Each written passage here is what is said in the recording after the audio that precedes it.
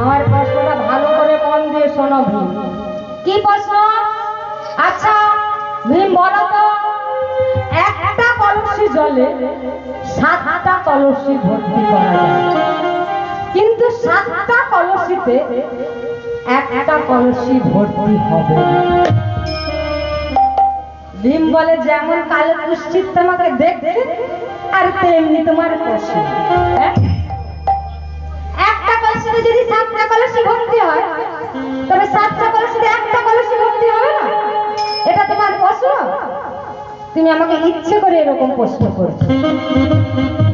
কালো রঙের মানুষটি ভীমের দিকে তাকিয়ে বলল, আমি জানতাম এই প্রশ্নের উত্তর তুমি দিতে পারবে না। যাও যাও, তুমি পাষাণে পরিণত হয়ে যাও।